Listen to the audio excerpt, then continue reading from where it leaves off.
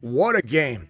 What a game. I mean, what a playoffs. We've had such an amazing, eclectic type of environment. The weather, Stafford versus Caleb, May versus, who's the quarterback of the Houston Texans? Oh, CJ Stroud. Sorry, I thought he was still missing. We're breaking down all of this and more. The Fantasy Football Show recap of some of the most exciting games I've ever seen in a string of weeks so far. We've had maybe one bad game this entire playoffs. That show, the recap show, begins right now. File on in. Live from the FantasyFootballShow.com studios. It's the Fantasy Football Show. Live! Monday through Friday, 8 p.m. Eastern. Smitty is also live whenever news breaks. Ladies and gentlemen, there was quite a amount of excitement in that last game, specifically that ending. Rams barely pulling that off. Defense selling on multiple occasions. Hats off to Ben Johnson and the crew. They did a remarkable job trying to win this game and put themselves in the best possible position. Kyron was insane. Kyron was a monster. Drake May won earlier on the day, and a lot of chitty chatter Charlies and Kathys are out there going, but Drake May did it because of this, but Drake May did it because of that. Drake May, if he didn't have this going for him, he's so mid. I can't believe Drake May won. Drake May had 3 touchdowns against arguably the second or third best defense in the National Football League. Yeah, he made mistakes, but he had 3 touchdowns and is still learning, still has butterflies in his stomach, still trying to get it done. And now we have ourselves, ladies and gentlemen, a bracket. The bracket is now set. Let's move these teams forward. New England moves forward and advances to play the Denver Broncos, and they are a headless horseman walking into this one without Bo Nix. Unbelievable thinking about how Bo Nix is doing post-game interviews. Hobbled a little bit. You see the footage of him kind of like limping, but we're like, there's nothing wrong with this kid. And now he's out. Bo Nix is out. Stidham will start. New England, a very, very easy pick for me moving forward against the Denver Broncos. The Rams advancing. It was not always pretty, but they delivered. And Puka Nacua at the end of that game, Puka's unbelievable. Puka's unbelievable. Didn't even get fully utilized in this game, but he's so strong. You can always count on him. Niners folded, as you know, completely yesterday to the Seahawks. Seahawks against the Rams. What a battle.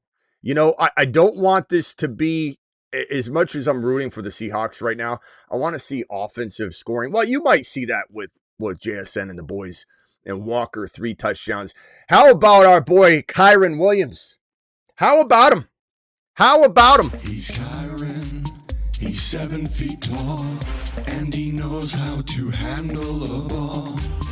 He's Kyron, he can take frowns and turn them upside down with his touchdowns. Unbelievable. And Ben Johnson's probably, in my opinion, the most desired head coach. Like, if you could swap head coaches, anybody's lying if they don't sit here and say, I'd rather have Ben Johnson than my head coach. Let's swap him right now. He is such an amazing scheme designer, cool-headed. Like, you're petrified of what he's going to do. If they score a touchdown, you're worried about he's going for 2 and going for the win. And what a game he dialed up in this contest. Let's review the Bears game, Rams game first, and then we'll go over to the New England side. Then we'll open up for phone calls. We'll see if there are any super chats over on Rumble or here on the YouTube channel. Kyron, 87 yards on 21 totes, 2 touchdowns. Parkinson might be a problem in the future if he can stay healthy. Love this kid, Parkinson. Big body receiver in a tight end position, trapped in a tight end body. 356. Puka Nacua, again, just very crucial clutch plays. He was underutilized, 5 for 56. Puka, of course, getting a carry or 2 like he always does, 6 yards. Stafford, 0 TDs, 0 INTs, 258 yards. Stafford was not a magician today by any means. Caleb Williams had some good moments, okay? But some of you were celebrating way too early in the live chat going, Smitty's going to come in here and apologize. The guy threw 3 INTs. He threw the game away, and he also should have had 5 interceptions. He got very lucky. And not that Stafford shouldn't have had a couple picks too. I'm not sitting here saying Stafford had a great game. But look, let me just say this about Caleb. Caleb does know how to play football. Everyone in the NFL does. Caleb is as I've said it over and over and over, the Iceman, no. The Iceman froze in this game here. Okay, he had an amazing play that a lot of you are going to cling to, but he put himself in that position, and he dropped back running. Granted, if, let's say, Drake May did that, I'm being honest with you. We'd be talking about it a little different than we're talking about it with Caleb. I'm at least being bluntly honest there. But Caleb threw a ball in the air. He threw it to the best place he could. He's not trying to throw it to any one specific receiver necessarily. He can't even see. Threw the ball in the air. If it's intercepted, everyone's making fun of the play. Because Kmet makes a nice little maneuver. It wasn't pass interference because I'm unbiased. I'm not going to sit here and go as pass interference. It should not have been called pass interference. And Kmet ends up catching the football. Amazing play. Sum total looks fantastic. But Caleb is good and bad. He's part good, part bad. Is he good in fourth quarters? Absolutely.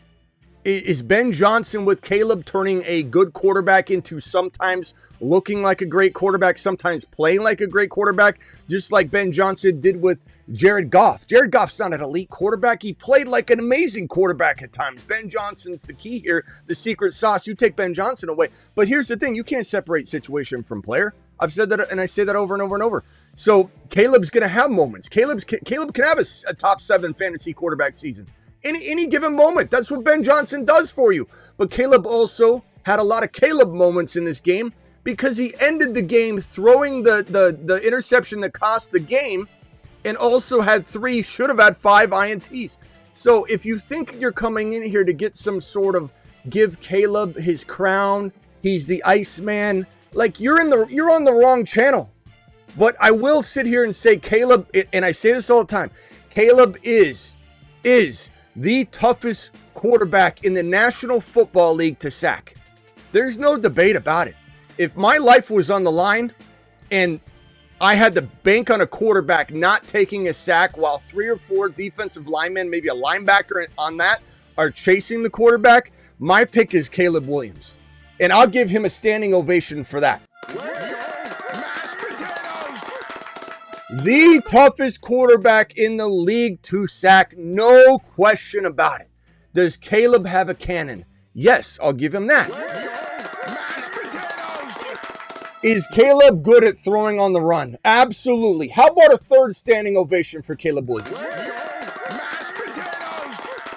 But is Caleb Williams king? No. Does Caleb Williams deserve an ice sculpture? No. Is Caleb Williams a top 5 quarterback in this league? No. The answer is no to all those. But the problem is the Caleb believers are putting him on such a high pedestal. You have me coming in here to tear him down when I'm not trying to tear him down. He played very well at times in this game. He also threw the game away. And you can blame it on this receiver, that receiver. He's been throwing bad passes all game long. And he has 3 INTs to prove it. But look, he's still got a lot of talent. There's no doubt about that. He can run like no other quarterback in the league. This was just a wild game on top of that. And the Bears, hats off to Ben Johnson and the boys for bringing this team as far as they brought this. Ben Johnson's phenomenal. Ben Johnson, man, I'm jealous. I'm jealous as a Cardinal fan. I'm jealous as you know, a fan of many teams and players that I don't have Ben Johnson at the helm. He is an amazing play caller. Let's go over this game again real quickly and then go over to the other game. Caleb again, 257, 23 of 42, 2 TDs, 3 INTs. He had 40 yards scrambling. Nice statistical game to some degree, depends on your scoring at fantasy. If you subtract, 3 or 2 or 1 for INTs. Colston Loveland, 4 for 56. Looked like he got concussed at the end of that game. DJ Moore, 52 and a touch. Roma Dunze, several drops, 6 targets, 2 receptions.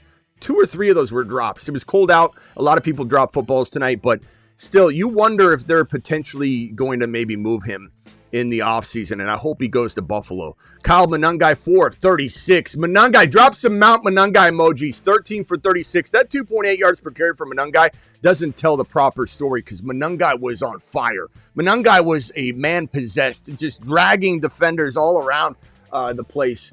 Just unbelievable. Thank you for taking a lap. Noah, no one took a lap. You took a lap. I think you're watching the wrong show. Caleb will be around for a while. He's a backup somewhere. Smitty before the season. Thank you for taking a lap. I haven't taken a lap at all, Noah. I think I've been crystal clear as to my stance on Caleb. Caleb is not a top 5 quarterback like you think, Noah. There's no laps being taken. I think you misinterpreted. You might want to rewind and watch the show with captions because I don't think you're understanding the words coming out of my mouth. Turn the captions on. Read the show as you watch it. Maybe you'll understand a little bit better. We gave him see, this is what I'm saying. You Caleb truthers and glazers out there, you literally saw me humbly tell you what I thought he did well. I gave him 3 standing ovations, but you're still not happy because I'm not saying he deserves an ice sculpture out in front of the stadium or on the streets of Chicago. You just can't be happy with any sort of amount of praise I give him. So no matter what, but for you thinking I took a lap, you're the only one that took a major lap tonight. Probably one of the people in the live stream saying that you won the game already, and then Caleb threw it away. Yeah, think about that. Take a big lap. We don't need you. It's okay. Everybody takes laps, my boy. Don't feel bad about yourself. It's fine. Ladies and gentlemen, drop a Mount Manungai. That guy truly interrupted our Mount Manungai celebration. Everybody come in and give Mount Manungai a standing ovation. His 2-point whatever yards per carry do not tell the story. The guy's possessed when he has the football. I smell meatloaf. Hey, Ma, the meatloaf. Wow, what a playoff. What a playoff. Such an amazing playoff. Let's see here. Yeah, Caleb and Purdy truthers are wild, bro. Absolutely wild. the goggles they see through are amazing. Swift, 76 yards, 4.0 yards per pop. Swift is just a good running back. Can we give Swift a standing ovation for just kind of being ultra consistent for several years in a row? And he's kind of the guy we always thought he was. You know, back when he's in Detroit, we wanted him to be the player that he's kind of been for a couple years now. Absolutely amazing. All right, back to the other side of the ball where the winners dwell, because this team won the game, by the way. I know everybody's talking about a blind throw into the end zone, by the way, which was a great throw. And again, I'm being completely transparent, honest. I'm always unbiased. The people that think I'm biased just don't like my opinion. I don't know if you guys have noticed that. I'll come in here and tell you when I am changing tunes. I'll come in here. I was harder on Tyler Shuck than I was Caleb Williams. Does anybody understand that? Like, for those that think I'm biased, I'm the least biased analyst you will ever find. And for those of you that sit there and think because I won't change my tune on Caleb, I've already called him a top 7 to 14 big range fantasy football quarterback because of Ben Johnson. Like, what more do you want? You want him to be 4? You want me to put him at 3? It's not going to happen. It's never going to happen. And it's not because I'm biased. It's because you think it's crazy because I don't agree with you. Because you got Bears goggles on this big. Or in the case of Purdy goggles on this big. How good does Purdy look right now? All the people coming to me saying he is a top 5 quarterback. Where are those people now? And for me to prove how unbiased I am, there's a guy named Tyler Shuck that I was more hard on than Caleb Williams walking into the season. And I've changed my tune dramatically. In fact, not only do I like Shuck, I think Shuck could be one of the more exciting top 12, top 10 quarterbacks in the National Football League. So that's called adjusting and adapting. That's called being unbiased. And if we're going to be critical of Stafford, he didn't look the part tonight. Now, the weather was crazy. I will say this for Stafford. This is a guy that does not historically play well in weather. We did say, though, that he might hold it together better than people project because he's got so many weapons and he's played so well this year. And for the most part, 0 INTs, 0 TDs, 258 that won the game. He did what he had to do, but it wasn't exactly pretty. The only thing pretty tonight was Kyren Williams with the 87 yards and the 2 touchdowns. What a phenomenal I day! smell meatloaf. Hey, Ma, the meatloaf. And it's going to be interesting where Kyren gets ranked now, because had the Rams lost and Kyren did very little and shared more carries, let's say, at a 50-50 divide, we'd see Kyren fall to around 4, maybe 5 next year. Now he might go 3 or 4, depending on what he does next week. Now, he has a very, very tough matchup next week against the Seattle Seahawks. So there's a real good chance that Kyren goes nowhere. Everything you saw tonight gets kind of brushed under the rug, and then everybody judges Kyren for a ambiguous situation that he kind of does live in. It's fair to judge him a little bit. Kyren doesn't exactly have the best situation known to man in terms of getting all the work and being the lone starter and having that trust factor, right? Like, look at Hendy today. Hendy didn't get the work that we want him to get. I believe Hendy's value tanked a lot in the eye of the beholders out there.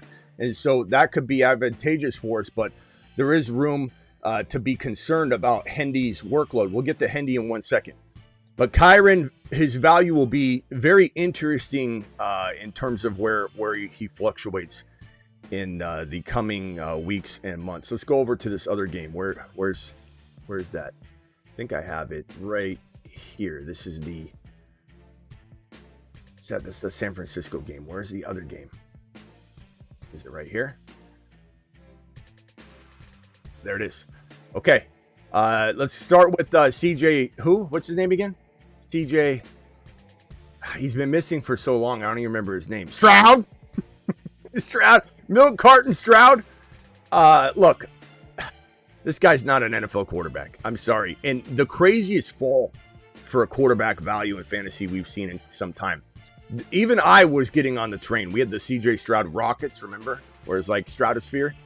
And because he looked it. I mean, you have to be a telepathic. You have to be Marty McFly with access to a time machine and the DeLorean to know that Stroud would have went from hero coming out of his rookie year to 0 to -10, whatever he is right now, because he looked phenomenal his rookie year.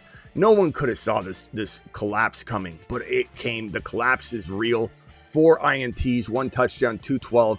Guy looks like he's seeing ghosts that Darnold sees all at the same time. Stroud ghost, Darnold ghost. He sees the ghosts of all quarterback pass, and he just sees them constantly. And there was a point where the announcer said, I thought they might pull him for Mills during a playoff game. It was contemplated, announcers were suggesting anyway, that he could have been benched in a playoff game. So do I think this organization moves forward with Stroud? I don't think they do, unless they bring in some sort of competition and let that kind of, work its way out. This is an awful situation for the Houston Texans. You're burning one of the best defenses in recent memory. This might even be as good of a defense as Seattle. We just can't know that because the offense makes the defense wears them out. You can't really tell sometimes how good a defense is when the offense struggles as much as this offense struggled. We knew that no Nico Collins would add on top of that, but Stroud is missing on a milk carton, maybe never to be found again. And if you have him in Dynasty, you should try and trade him if it's even possible. Woody Marks didn't have a good game, 14 for 17, but he has no offensive line, but he probably will get judged for it. I think the team will be susceptible to drafting one of those late top 4 rookie running backs because they're all going to fall to the 3rd and 4th round, aside from Jeremiah Love, who will go top 10. So a team like Houston, who is vulnerable to drafting an RB, will take one when the price is right, and it will be right. Higgins, 6 for 59. What are we doing? Why are we even looking at this box score? Kirk caught another touchdown, Christian Kirk, but didn't have good yardage, 2 for 20. This was an embarrassing situation over in this game. Now, some might say that Drake May got lucky, and a lot of people talk about Drake May like that. He got lucky, Smitty, and he continues to get lucky. His schedule's been easy. He's lucky he went up against this CJ Stroud missing quarterback offense that was riddled with injury with Nico out. I don't trust Drake May, Smitty. I think Drake May's, getting lucky.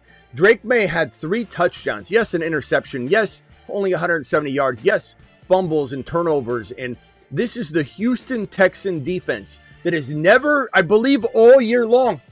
Can I get someone to confirm this while I'm live right now? Have the Texans ever surrendered 3 passing touchdowns to a quarterback this season? I don't think they have. Somebody check the stats on that. I'm almost positive that there has not been a team that has thrown 3 touchdown passes against Drake May, or at least one single quarterback that has thrown 3 touchdown passes against Drake May. I'm sorry, against the Houston Texans. I'm sorry. This guy threw 3 tutties, yes, turnovers, but still won the game. Who's laughing now? He's advancing. He's going to a championship game against a headless horseman Denver Bronco team with Stidham at the helm, and he's probably going to a Super Bowl. How funny is that? Sophomore quarterback everybody makes fun of all the time is walking probably straight into a Super Bowl appearance, minus some sort of crazy Stidham outburst or injuries that strike May or, knock on wood, any other big-time players that the Patriots have, or some sort of weird defensive thing. Yeah, Travis said, nope, May's the only one. I knew it. There's no quarterback that's thrown for 3 touchdowns against the Houston Texan defense. And this Stroud character is trying to bury this defense in the history books, and people won't even remember it existed. It's an atrocity. And you have this GM in Nick Caserio, who is super intelligent. And we've talked about him on the channel for years as to being one of the better GMs in the league. And he's going to probably take action here. I don't think he's too smart to not see that CJ Stroud's not him. CJ Stroud's not him. Drake May is him. 179, 3 touchdowns. Ramondre Stevenson, this is still frustrating for me. I know Stevenson was efficient, 4.4, but this is also one of the most fumble-prone running backs. Granted, he's been holding on to the ball lately, but fumble-prone running backs in the National Football League. And you still don't give it to your guy you drafted in the second round to be your future star. I'm a little bit worried walking into next year what the divide could be depending on what the running back dynamic looks like, who they draft, who they bring back, Stevenson, et cetera, et cetera. But this is also good because it protects Henderson's value into a much lower territory. So we're not really risking it as much. If Henderson doesn't end the season here in the playoffs with a good game, if Henderson continues to get 25, 40, even 50 yards only, no touchdowns, 50 yards, that's it. Just a 50-yard game, a 20-yard game, a 30-yard game, whatever it ends up being, he will walk into 2026 fantasy football drafts in round number 3, maybe later. Instead of, if he has 110 and a touch in one of these games here, he goes in the second round. So that's crazy. What have you done for me lately and how it affects fantasy football value? It really is crazy when you really think about what's at stake for one game and how it tells a different story. Example, case in point, if Caleb would have won this game, everybody in here that's kind of trying to snap back at me and say, oh, now how do you feel? It's not working. Nobody cares. Nobody's sitting here going, the guy yelling at Smitty right now saying, Caleb, are you going to call him the best quarterback ever? No one's even saying anything. They're watching somebody make a fool of themselves in the chat, and they're going, yeah, this guy's off his rocker. If Caleb had won that game, everybody in here would be saying, he's Iceman. He's Iceman. How good is he? I'm painting my nails tomorrow morning. He's Iceman. But the trajectory of those conversations and that momentum of value changes on the snap of a finger. It changes on the snap of a finger. You snap your finger, you go that way or this way. Caleb, the Iceman melted. The Iceman melted in the middle of the field. Now, granted, the Iceman made a nice throw. But it was also could have been the worst throw any of us have ever seen because he blindly threw it into the corner of the end zone. And the defenders went under it instead of jumping up and high pointing it, and Kmet just caught it. And so you can sit here and say that that's the best pass that's ever been constructed in NFL playoff history, which I will say is one of the more exciting passes in NFL history, for sure. For sure. I mean, running backwards, throwing it up on a prayer, not a design, not a, cold hard calculation. There's Kmet. He throws it up into the end zone, and Kmet catches it. It was extremely exciting, but the Iceman melted, I'm sorry to say. And if you want to call in later, you can certainly call in. Now, I will say Caleb he's got a heart of gold on the field. There's no doubt about that. And he's also got a cannon. There's no doubt about that. And he's also one of the better scramblers in the league. There's no doubt about that. And he might be the number one quarterback in the league to avoid a sack at any one moment. At any time I put my life on the line, he's not getting sacked when he's scrambling around with 3 or 4 defenders chasing him. That there's no doubt about as well. But this whole thing that Iceman, you guys created a statue way too quick. And you shouldn't have made it out of ice. You shouldn't have made a... Has anybody learned anything from the movie Frozen? If you're going to make a statue, build it out of steel. Don't build it out of an ice sculpture, an ice block, and then not realize the thing can melt at midfield. Unbelievable set of games. Unbelievable bracket that we're looking at. I mean, the 2 number 1 seeds there, the 2 seed, and then a 5. It's pretty boring, mundane looking bracket. The number 2 seed, Chicago Bears getting knocked off here. We've got the 3 seed Eagles getting knocked off early. The 4 seed Panthers should have never been the 4 seed. And the Rams squeak by and get into this foursome. And it's going to be an interesting ending. I don't know that we'll have the excitement. It's kind of like all the excitement happened in the wild card and divisional rounds. The conference rounds could be okay. And the Super Bowl might be, it could be, if it's the Rams Patriots, it could be really exciting. But this could be one of the more boring endings to a Super Bowl run, given the excitement in the wild card and divisional rounds. Now, maybe and hopefully I'm wrong, and the right matchups happen and the right kind of plays happen. But wow, what an amazing. Let me go over to the Rumble, see if I got any Rumblers over there dropping any Rumble rants or anything. I got Landman over on Rumble. I got Golf over on Rumble. I got New Age over on Rumble. I've got Cake over on Rumble. Appreciate all my Rumblers over there. Let's head back over to the YouTube chat. I've got a bunch of people in here. I can't even call you guys out. 341 of you are in the building. Please subscribe if you're new. We go live whenever big news breaks. No channel goes live when big news breaks like we do. And no one probably, I would guess, even comes close to going as live as many times as we do. Not only on the main channel, but if you include the Dynasty, especially, and then Rumble. Phone lines are open. Dial in. Call into the show. Call into the show.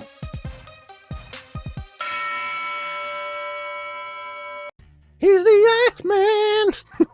The ice sculpture melted at center field. Dial in. Dial in. Dial in, all you Icemen. Here come the Icemen.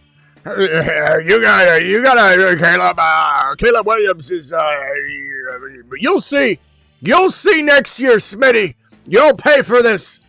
You'll pay for when the ice sculpture gets rebuilt. The architects didn't think this one through. When we build it out of steel, we'll be back.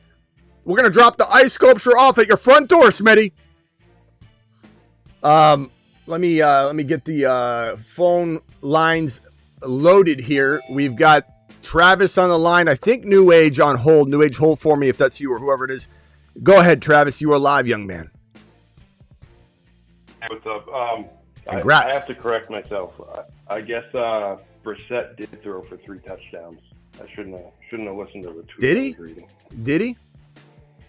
Okay. That's what it said. Yeah, I don't. Okay. I saw a bunch of tweets saying May was the only one, but it must have been wrong. So. Okay. Well, you know what I wonder though. Hey, look this up. I think I might be right on this one. I'm not sure though. The Cardinals threw for 3 touchdowns against him, but I think it was a receiver or somebody else. Wondering. Look that up real quick because I'm almost positive that's the game Brissett had 2 touchdowns and they had another touchdown pass. It shows Brissett having 3, but I don't know. Either way. Points, so they must have missed the extra point. I mean, either way. May's in good company because Brissett doesn't he hold the record in the NFL for the most completions ever in a game. So I mean, like let's be real. Brute force trauma. Let me just throw 7,000 times Brissett. That's why I'm a little excited about Brissett. I smell meatloaf. I'm a little excited. I think Brissett's a good option for the Cardinals. But anyway, back to congratulations, Drake May. You're gonna hear a lot of haters. And I encourage it. I love it. I think people are ridiculous to be suggesting that this kid doesn't have the aura, the capability. Not to mention, does anybody realize he doesn't have any good wide receivers?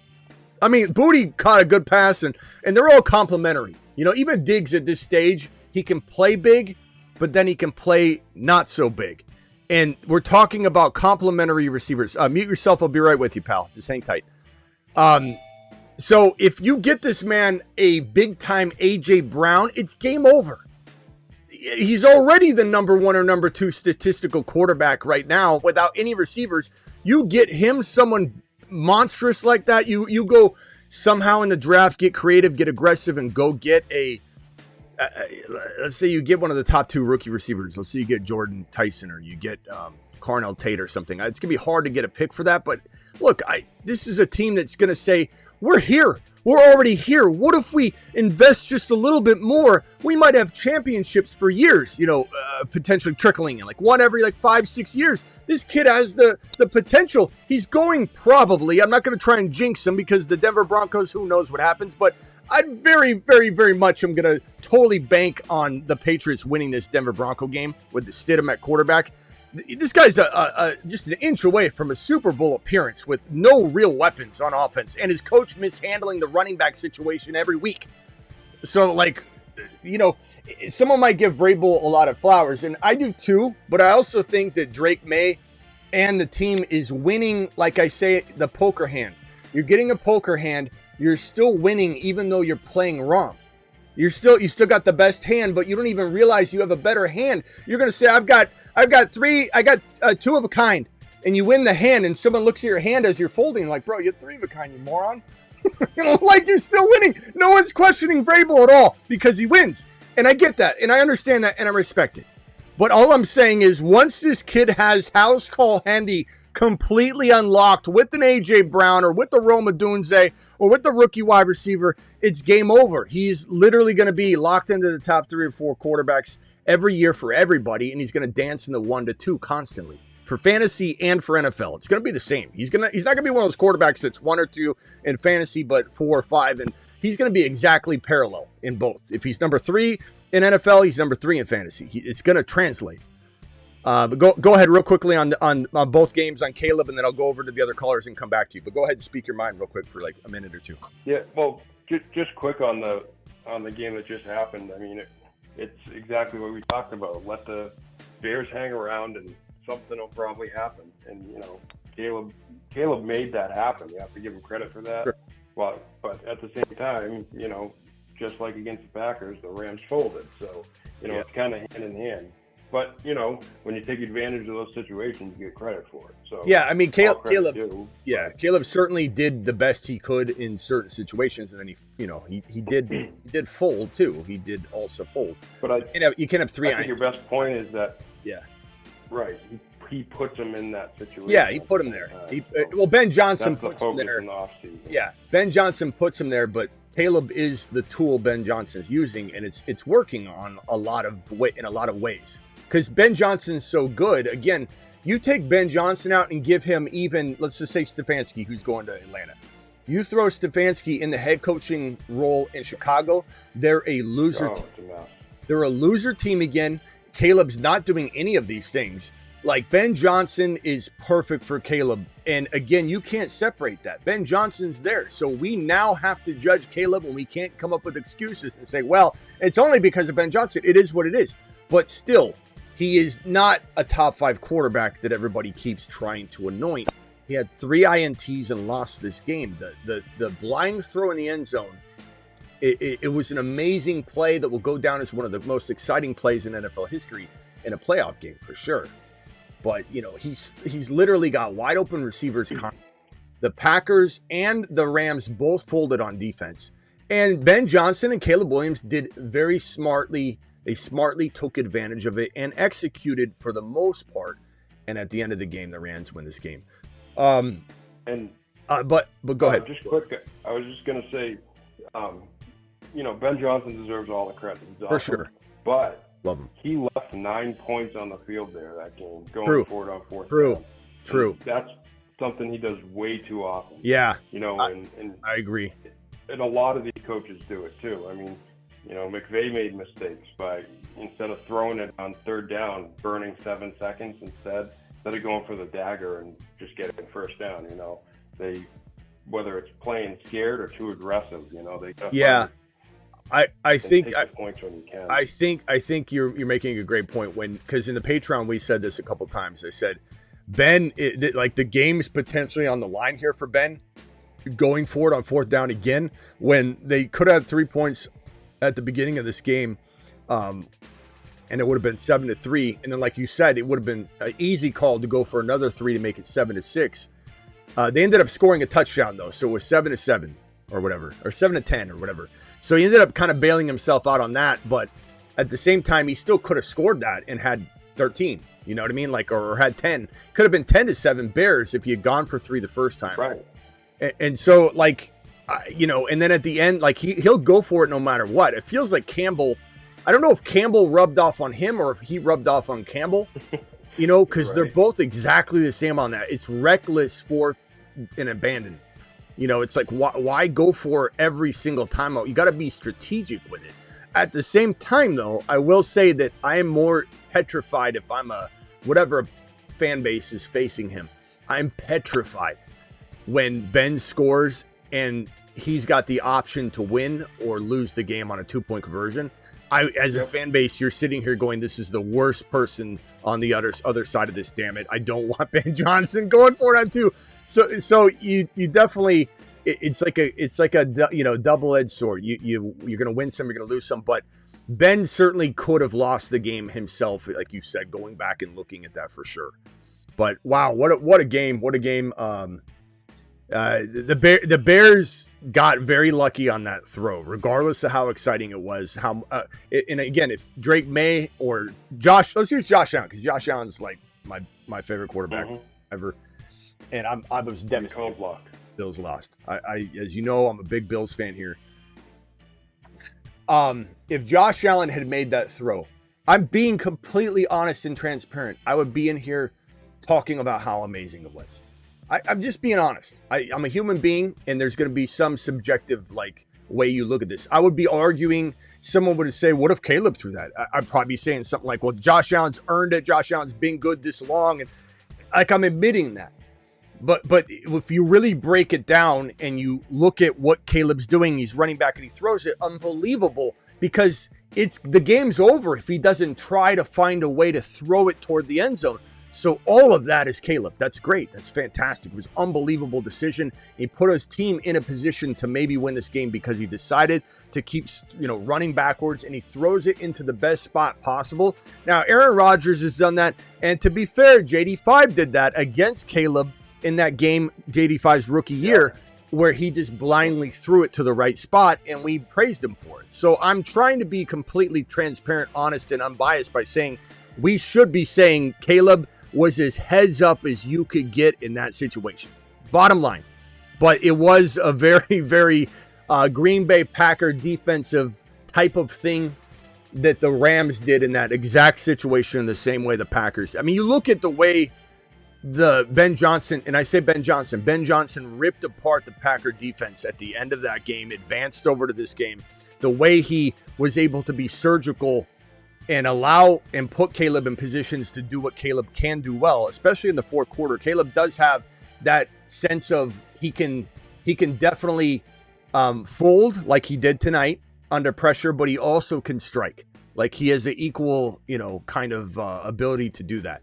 So he's definitely a quarterback that can have, I mean, he's proven by comebacks, but again, those are under Ben Johnson's, command, and it is what it is. You can't separate the two. They're forever tied together for as long as this thing lasts. Now, will I say that I think Caleb will get better? I do think he will, because Ben Johnson is so good. Whatever Caleb is now, Caleb will be better tomorrow because of Ben Johnson. New Age, call back in. I'm sorry. I'll go to you right now, bro, if you call back in. I didn't mean to make you wait that long. If Ben Johnson wasn't there, I think Caleb would eventually regress. Because Ben Johnson's there and because Ben Johnson's so good, we're going to get a Goff-like response. Goff was not good this year. Goff has been terrible before, and Ben Johnson made Goff look like a top 5 and play like a top 5 to 7 quarterback. Like, Goff is not as good as Ben Johnson made him. So Caleb's in a real good position to become better and get better and even produce consistently in the 7 to 12 range instead of what I said was 7 to 15 or whatever. I mean, he could definitely be consistently in there, but he's no ice sculpture, Iceman tonight. But you guys can say whatever you want. I know the Caleb supporters thought they were going to come in here and roast the hell out of me, but that roast is not going to happen. You're at least a year away from having another chance to do that. Let me go over to Nick from Baltimore real quickly. Nick, you're live, and then New Age, call back in. I'll throw you back on. Hey, what's up, Smitty? What's up, Nick? Hey, I just want to thank you so much for advising us not to draft Caleb, Stroud, and J9. I know that I was a fan of J9 coming out of this draft class, this draft pool, I guess. But it seems like all those guys have been just not good. So, yeah. I mean, I think what you're saying about Caleb is true about Ben Johnson, but the other two, I don't know if the Vikings are gonna fix J9. I just don't know. Yeah, no, I don't think so. I don't think Stroud is fixable. I don't think J9 is fixable. I think Caleb's probably here to stay. Like he's in Ben Johnson's offense. Ben Johnson's making him look fantastic. New Age, thank you for gifting one membership over on Rumble. And again, dial back if you want, my guy. Appreciate you. Thanks for giving that gifted membership over to Powder. Nice job. I will say, like, you saying thank you for telling you not to draft Caleb, J9, and Stroud. I'm unbiased person. I'm here to tell you, like, drafting Caleb wouldn't have been that bad from a fantasy perspective. He scored really well, around the 6 to 7 range for quarterbacks. So, like, it wasn't like that was something that saved your season or anything. But I do think that he is not somebody I'm going to consistently at all rank inside the top 6.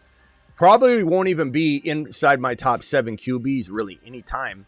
But is he capable of dancing in that 7 to 15 range anywhere in there at any moment, at any season, during any game, during any year? Absolutely. Because Ben Johnson's that good now, but he's not a top 5 QB. Everybody would have been acting like he's a top 5 QB tonight had they won this game. And now you have people coming in here trying to still make the argument, but they're a lot quieter than they would have been, understandably. But, the thing is, do I think Caleb is going to bust out of the league? No. And I have said things very strongly against him remaining in the league for like 10 years. I said he wouldn't go anywhere for a while. It's going to be a while before.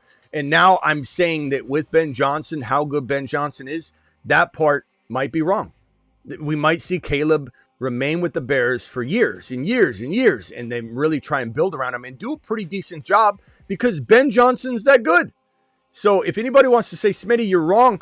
Yeah, I think I was wrong about how this will probably go in terms of Caleb being there for the long haul. That part you could say, yeah, I'll admit that right now it looks like I'm going to be wrong on that part. But am I wrong about this guy being a top 1 to 5 QB? He's the Iceman. He should have built the ice sculpture. No, I don't feel wrong about that at all. I feel like he can make big plays. I feel like that's exciting. I feel like in a world where we just saw CJ Stroud look better than Caleb has looked. Like, let's keep in mind that Caleb Williams did not look like he was going to be as good as we thought CJ Stroud was going to be coming off CJ Stroud's rookie year.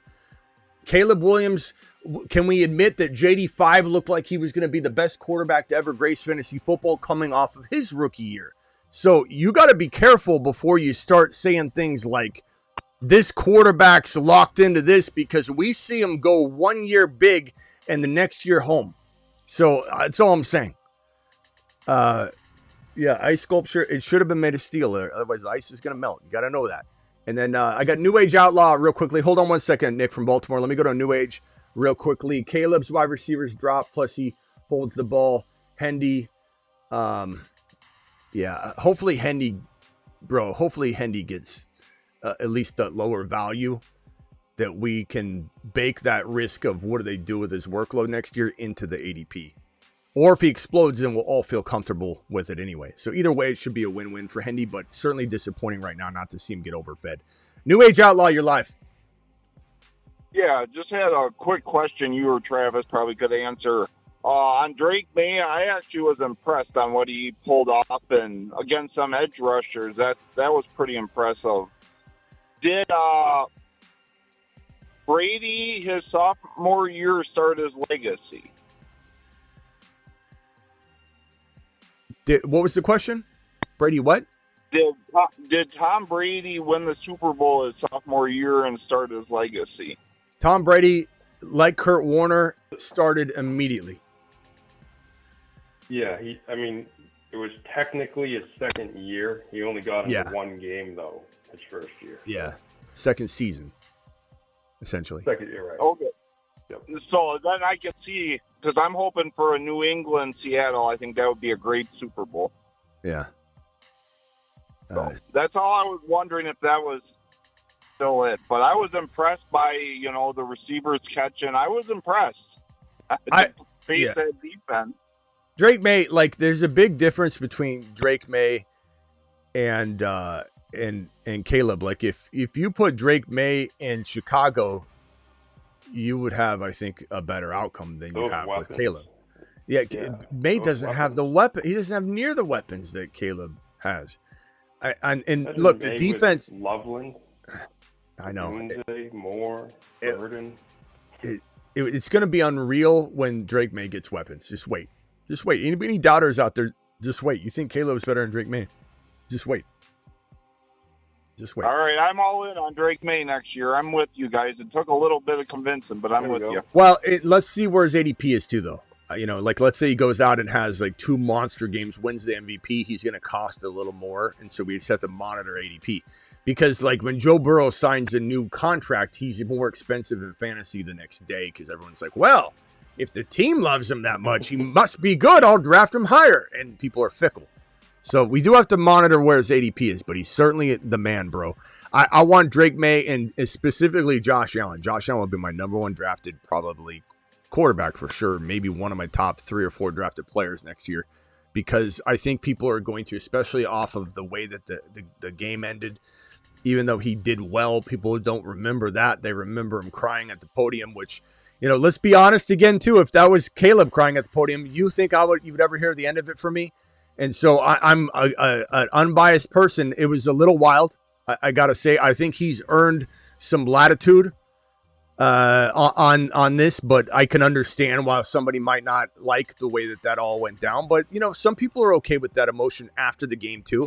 It's a little different to like cry in the middle of the game or going to the stands and lay in mama's lap than it is to be emotional and cry after the game. But I think all that, regardless, I'm here to do a job. And the job is predicting, advising, identifying, and striking. And Josh Allen left the season, the fantasy conclusion of the entire NFL playoffs, everything, the entirety of the season, he left, I think, at a discount. And we're going to walk in and steal him away in the 3rd round and win championships with Josh Allen in round 3. And if he costs you a late 2, I'm fine with it. All right, New Age, you can mute yourself or disconnect and call back, whatever you choose. Let me swing on over to DJ real quickly, then back over to Travis, then back over to Nick. DJ, you're live. That show on the planet, Smitty. Bears. Caleb. Hell of a throw. 55 yards in the air. I get your point in terms of the Hail Mary, but just a hell of a throw. My concern with Caleb was just simply between the ears. Just between the ears. Yeah. That is my concern. Ben Johnson kind of simmered that for me.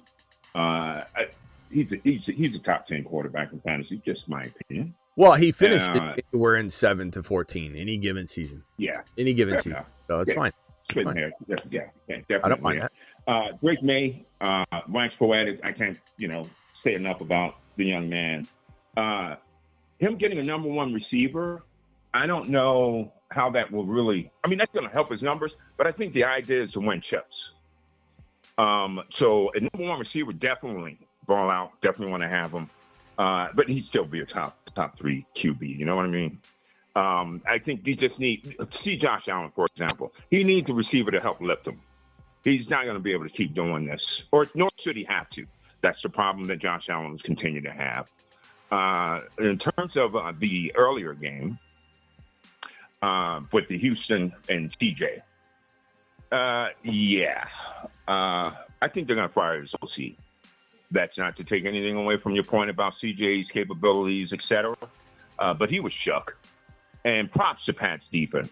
Props to Vrabel. I mean, they just, they schemed him up. I mean, and shut him down. And I think we said last night that the difference was going to be made against the Pats defense. And, I don't care. 200 yards, 70 yards. He threw 3 touchdowns, and he was money on that booty play. That's all I had to say. That booty catch was amazing. No pun intended. No pause needed. He didn't catch it with his booty, but the booty catch was amazing. What you did there. Yeah, I mean, either way, I mean, it would have been easier to catch it with your booty than the way he caught it. Like, it was unbelievable. Caleb makes highlight throws, but I saw more horrible INTs, missed easy throws, and another 50% completion percentage. The way people drop him up, or the way people prop him up, baffles me. JD5 to the moon. Thank you, Coble. Appreciate you. Yeah, it is what it is. Like, I deal with this kind of stuff on a daily basis, and I'm telling you right now, the amount of people that were teed up, ready to go at me in this live stream, I can tell you was astronomically high. I bet you we had people just sitting there, just cracking their knuckles, stretching, pulling up their leg and stretching, high knees, getting ready, just ready to go, just sitting there at the keyboard like warriors. Hey, Margaret, get me some meatloaf. Get me another Powerade. They're ready to go. Bacon on some bacon. They're ready to go. And then the game went the way that it went, and they all kind of just sat back. You can have your day next year. We'll see if it happens again, and you can come at me then. Regardless, I know that some of you are still here typing and saying, "Smitty, you, I told you," and no one's reading it. No one cares. Like, that's the way the football works. Football works that way. Yeah, if Caleb had won the game, we'd have a whole different amount of people in here saying how wrong I am, how this and that, and it's just that's the way it goes. And we'll see. We'll see how Caleb develops. We'll also see how he responds in another year with people having film on the way he plays. That's another thing that we take in from year to year and don't consider is that JD5, there's tons of film on him. And you could say, well, they've had film on Caleb, not in Ben Johnson's offense, not in the way that Caleb plays today. So you will have defenses scheming against him in a very different way in 2026 than they did in 2025. So we just got to see consistency out of Caleb. And the fact that you're seeing, 5 INTs in the past 2 games. I mean, what are we really talking about here? How are we building sculptures for a guy that has 5 interceptions in the last 2 games played, and the defense is folded right in front of our very eyes? And they won. And Caleb, like I said, put himself in the team in the position by at least giving his team a shot by throwing it into the corner of the end zone. But, it did end there, unfortunately. And Ben Johnson deserves some blame. Travis is right.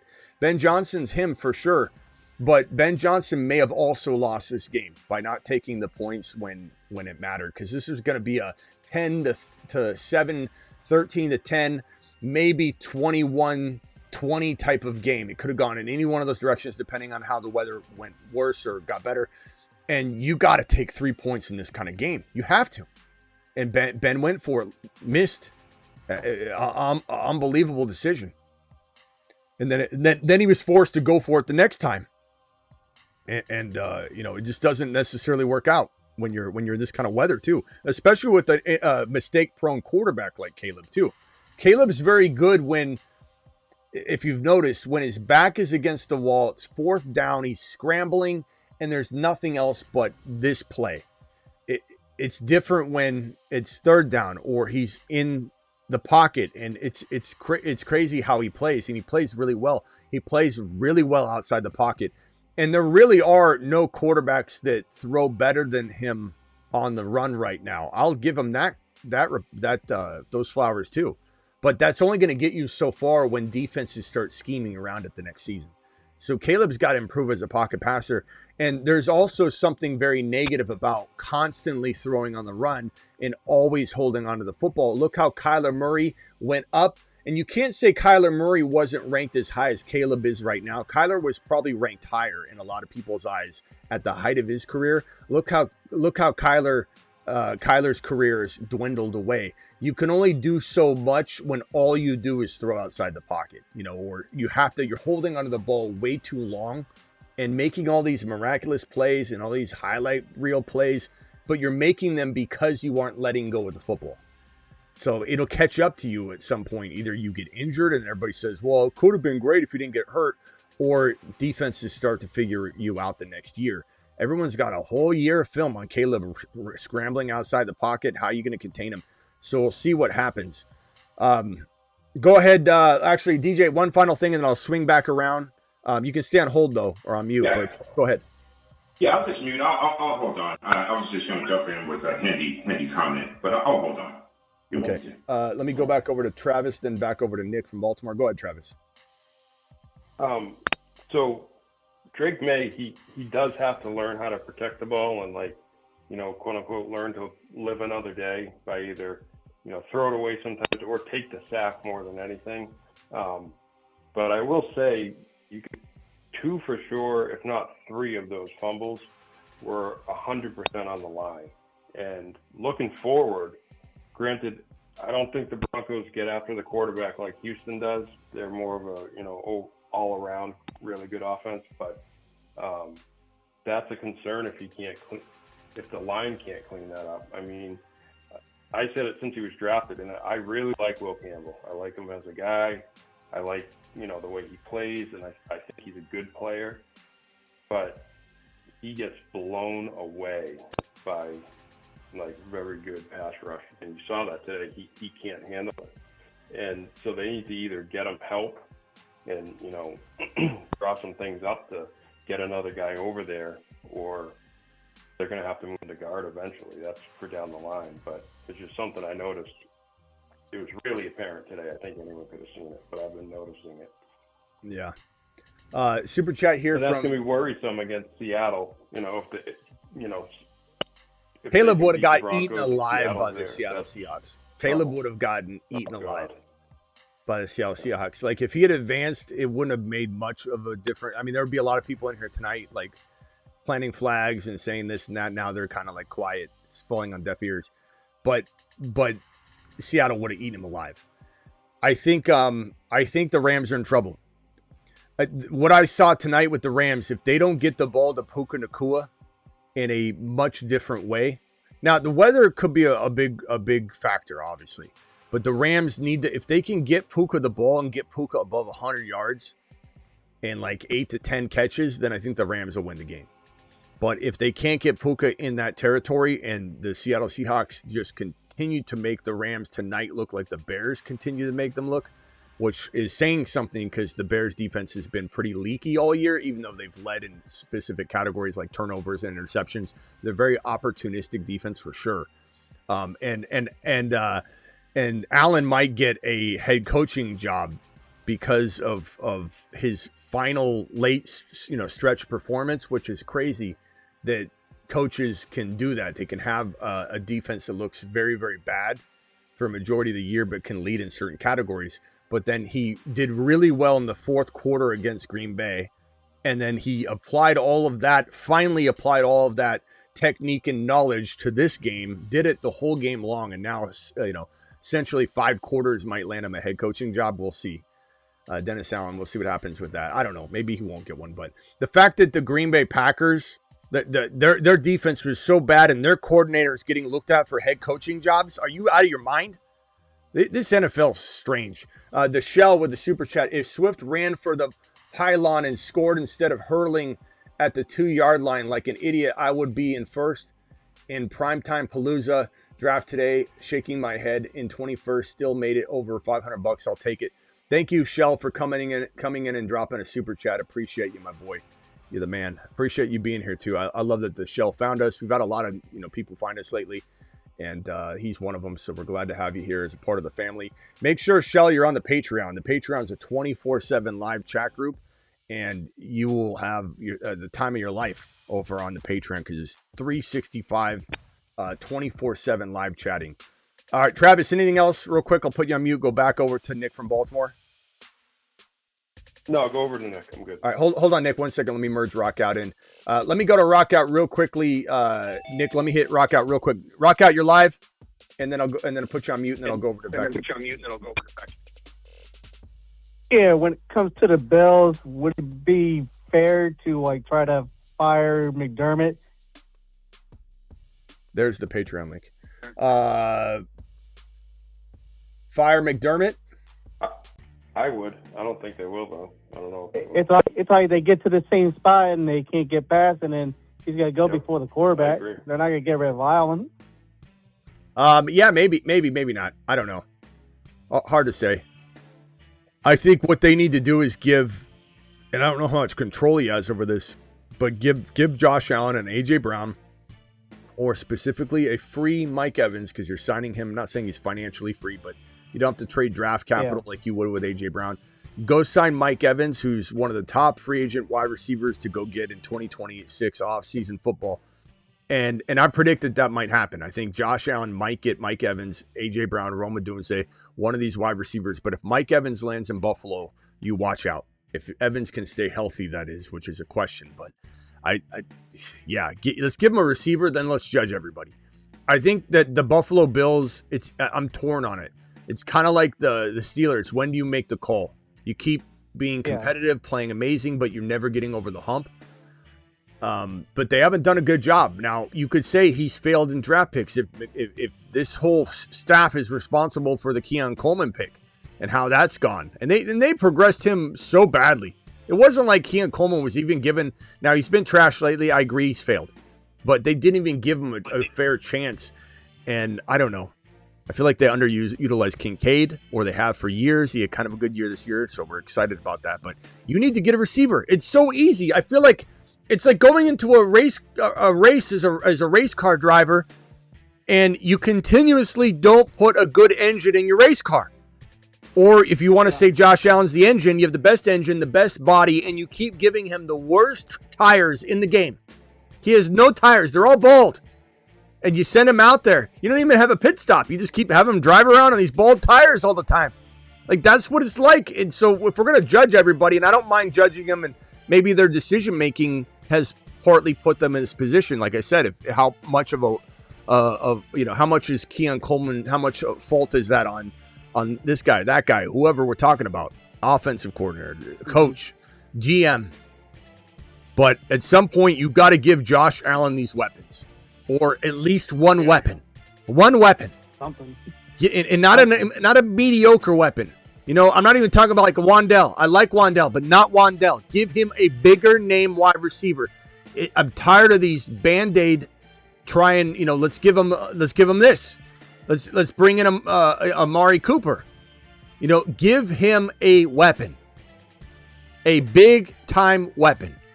Mike Evans may get injured. That could be something we regret and go, man, they tried it again and they failed.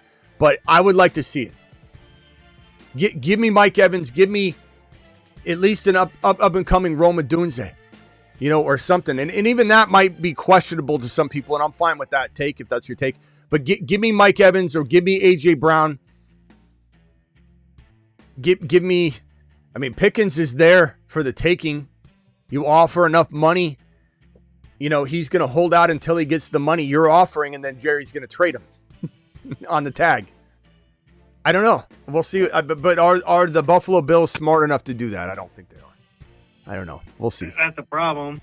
We'll see. Like them and the 49ers got screwed on that deal. Yeah. We'll see. We'll see. This super chat here. Hold on real quick. Then I go over to Nick from Baltimore. Mute yourself real quick, Rock Out, so I have no reverb. I'll be right back for you. Smitty, Texans fan here. Sorry if it's been asked, but looking at QB landscape, what's the best possible option to move on from Stroud? The only one you can attack that's in the realm of your control right now, at least, would be Willis. If you just say, screw it, we're going to go get our starting quarterback. Let's go get Willis. Maybe you could trade Stroud. I don't know very many teams that are going to believe in it. You could go after Tua and make Stroud and Tua compete. You could go after Kyler in a trade. There's definitely a line. Yeah, no you could. Succeeding there without a line. But Caleb, if he has time, and again, this is me, polishing a turd, so to say. But if he has time, he can read a blitz if it's not disguised, and he can make a good throw. And so I don't know who you're getting that would actually be much better than that, than a Willis maybe. Because without a line, Mac Jones isn't going to do anything. Without a line, Tua is going to get confused. Well, that's just that's true, but I think it's pretty and I'm not saying narrow-minded of you, Travis. I'm just saying it would be narrow-minded of the team to just attack one thing, though. You know what I mean? Like, so they should be improving the line through. Yeah, agreed. Look at Ben Johnson did in the offseason. If Ben Johnson didn't prove that through free agency you can fix your entire offensive line in one shot, What more do we need to see? If the KC Chiefs haven't proven that they can do it too. Remember when they signed Mahomes to his $10 million or $500 million 10-year deal? People said they never rebuild the offensive line or get another player again. They were so wrong because they don't understand the numbers of a 10-year contract. And so they did it the next year. They retooled and revamped their entire offensive line in one offseason right away.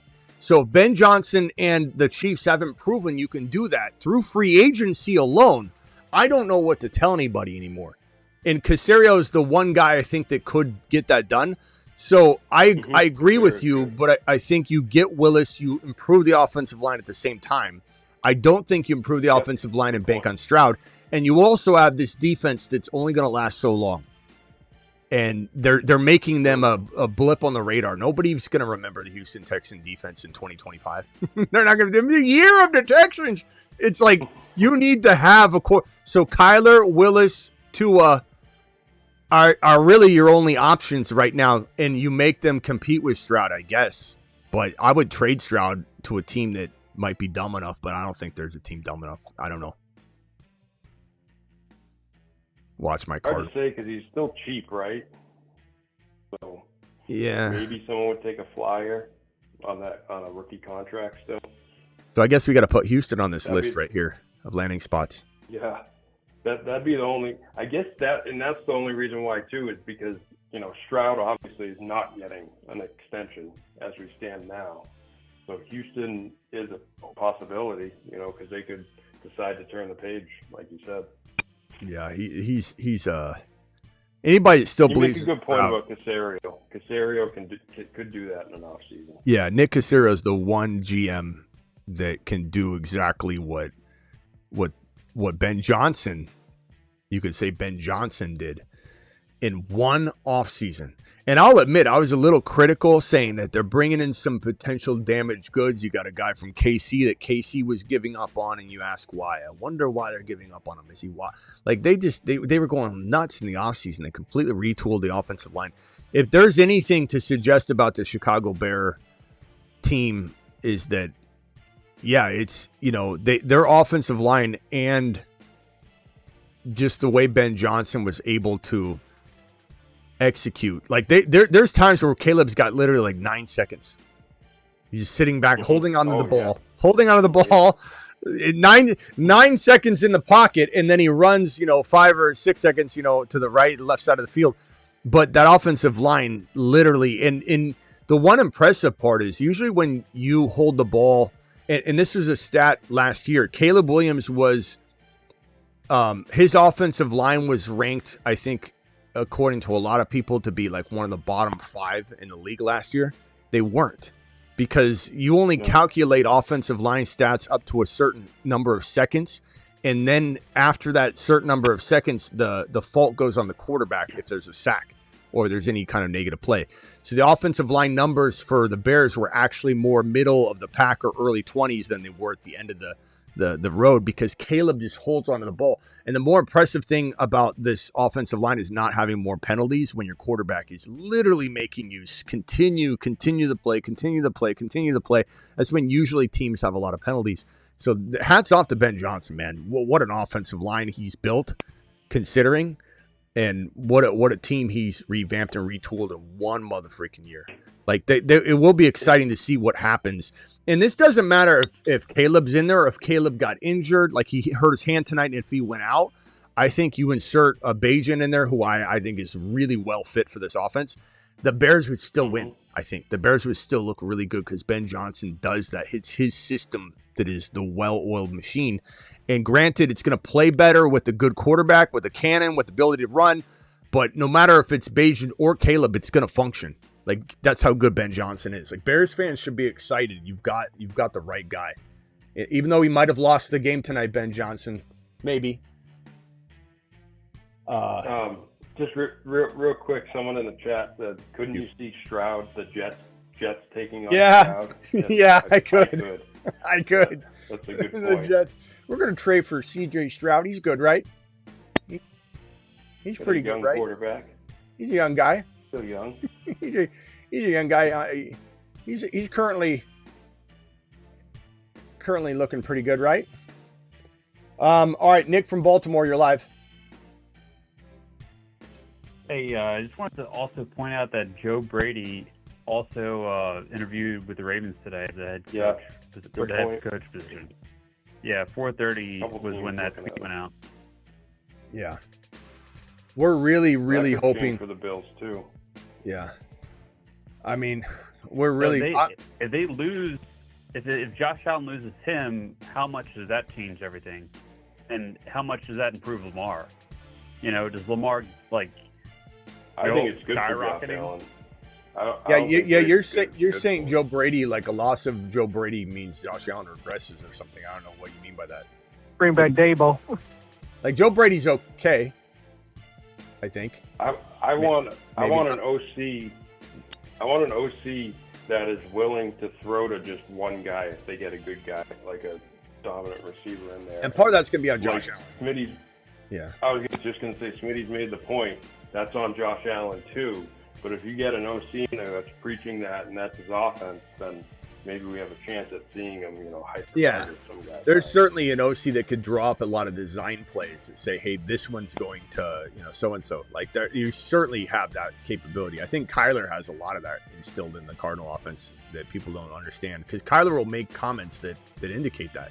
Kyler will say, sometimes they have me throwing to MHJ some games, sometimes they don't. It's like, wait a minute.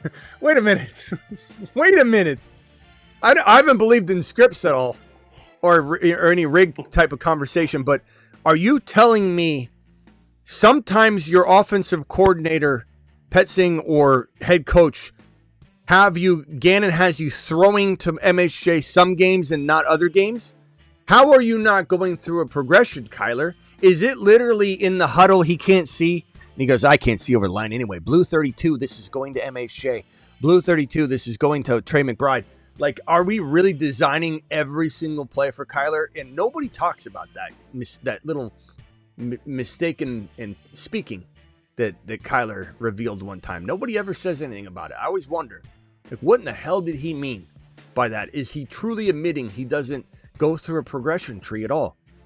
But to what Travis is saying, Joe Brady leaving might enhance his ability to have an offense that is structured, to have some in a very good way, some design plays and some aggressive, schemes that are going to highlight one wide receiver and put them in an advantageous position. But it is ultimately up to Josh Allen whether he wants to laser lock on somebody. And Josh Allen's going to go through his progressions, no matter what the play design is, probably. Because if he doesn't see the guy open, he's going to tuck it down and go through the, secondary option. And does he check it down? Does he just tuck it and run? But I do believe you called, or you were already on the phone line, but you enter the conversation, Nick from Baltimore, and suggest that Joe Brady leaving, and I'm not ripping on your take, I'm just curious, that Joe Brady leaving would be bad for Josh Allen. I don't think we know if it's good or bad. I don't think we have a way to sit here and say this would make Josh Allen not become better. Who do they bring in? Actually, it was more of a question about if Lamar. Yeah, no. I think those are good points, and it's good to talk about it because I don't really know much about Joe Brady and that offense. I just know that he produces like a number one QB every year. Well, and if he was given to Lamar, and Lamar is just like the next guy to be the number one QB, yeah, that's what I was saying. But you got to look at, is he along for the ride with Josh Allen? Because Lamar doesn't play like Josh Allen. So Josh Allen's a refrigerator. He's a refrigerator just moving down the field. This guy, you don't really want to have an offense where he's scoring 3 rushing touchdowns, tush push all day long. This is a different build of a quarterback. This is a much lighter QB that is not built to play the way Josh Allen is. So I would not look at Joe Brady and saying, oh, he's just going to go over and do the same thing with Lamar Jackson. Lamar Jackson will break. So we don't really know what Joe Brady is when he gets a quarterback like Lamar. Maybe he's better. Maybe he becomes the OC that he's been, kind of like held back from becoming because Josh Allen just kind of does his own thing and is partly like his own offensive coordinator in a way. Like the way Josh Allen plays, you can't really, I don't know, it takes a unique QB. I think it would be very intriguing if Dable was brought in, as Travis, I think, just muttered in a few seconds ago. Like, this is a guy that helped create him. Someone else said that. I don't know if he did. Oh, did you? Okay. Was it you, Nick? Or somebody said it.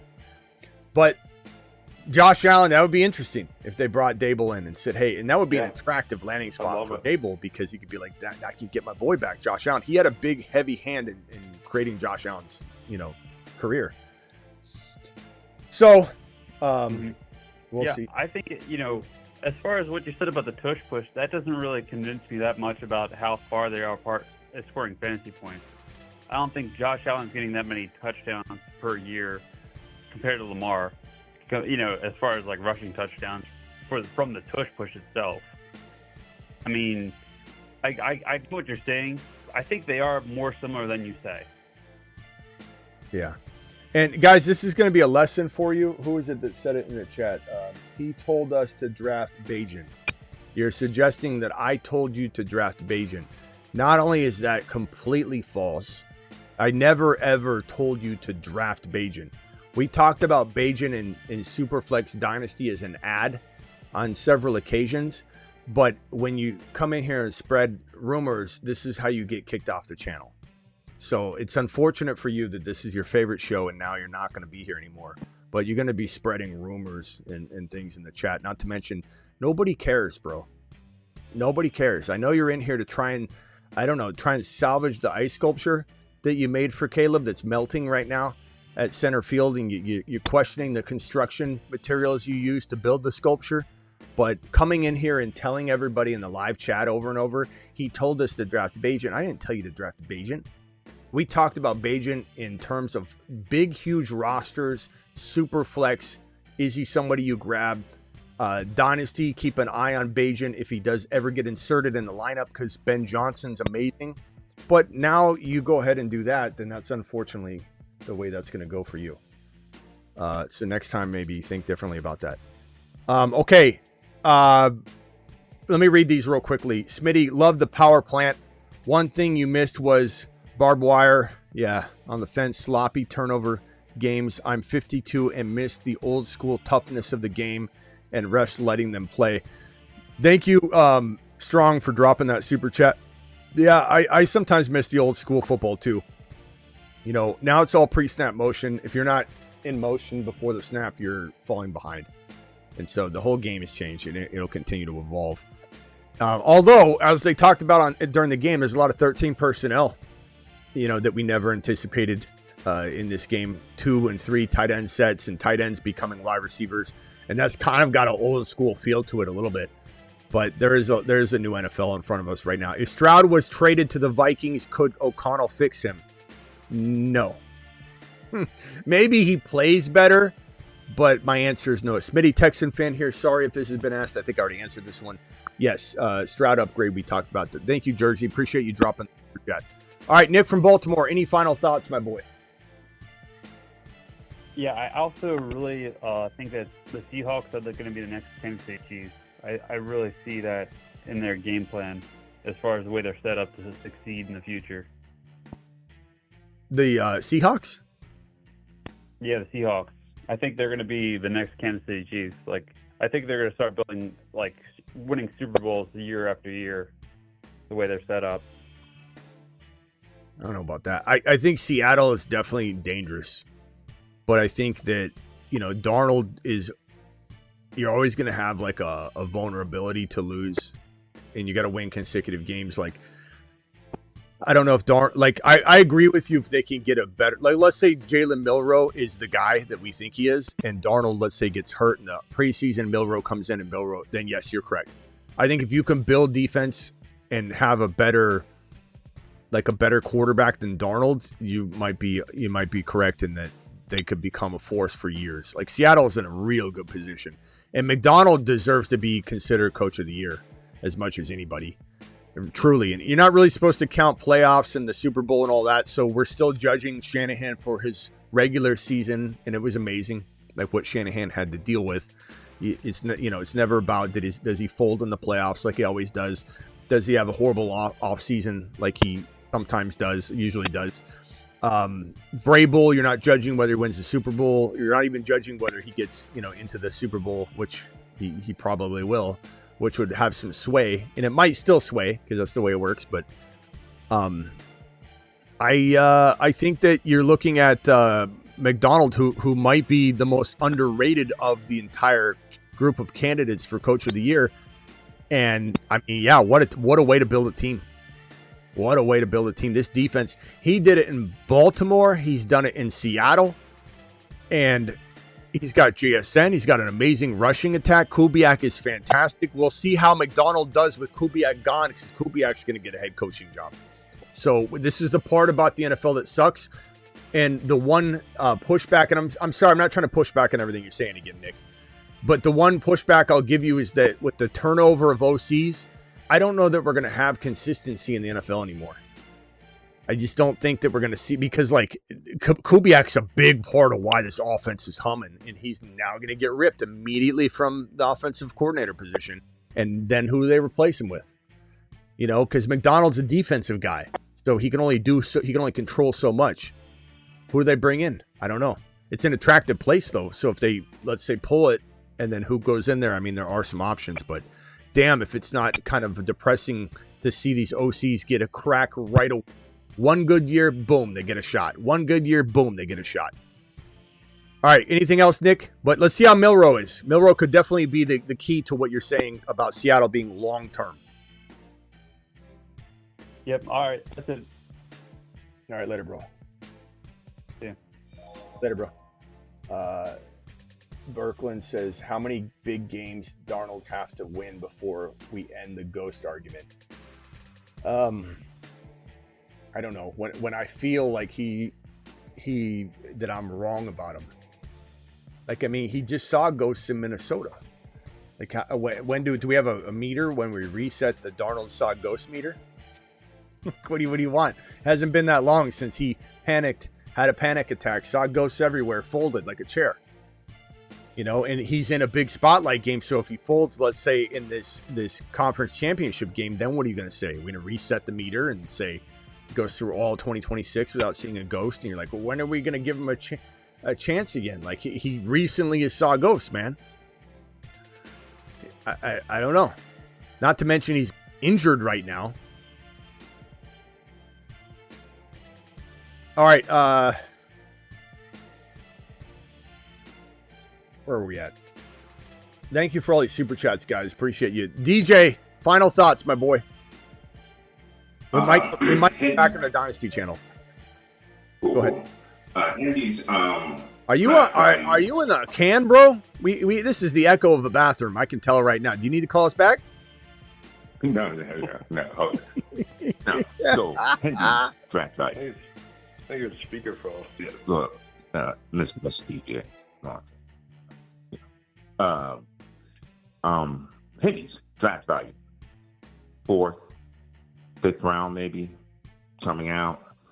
Because it's kind of like, he seems like he might be falling into the Harvey category as well, like we discussed the other night, be it fantasy or redraft. Be it dynasty or redraft. But that was the other comment.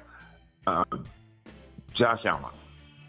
I mean, he's him. Hold on, real quickly. Yeah. Let's talk about the Henry thing for a second. I agree, and I am very, very both excited and concerned about Hendy right now. Not because I question him at all. He is such a weapon, and I don't care how Vrabel's doing. Again, this is Vrabel getting a hand dealt to him in poker. He lays half of it down and says, I got 2 pair, and he wins the hand, and he's winning almost every game. He's winning, but somebody's looking over his shoulder and they realize he doesn't even know how to play the hand. He knows how to play, but he doesn't know how to read the entire hand. And he's literally got like 4 of a kind, and he doesn't know it. He's like, I got two pair. He's got 4 of a kind. He doesn't know how to play like the river or the flop or anything. And he's playing Texas Hold'em wrong, but he's still winning. And I understand that Stevenson's playing well. I hear it all the time. I honestly don't give a crap. Stevenson playing well, great, good for him. Algiers plays well, doesn't matter.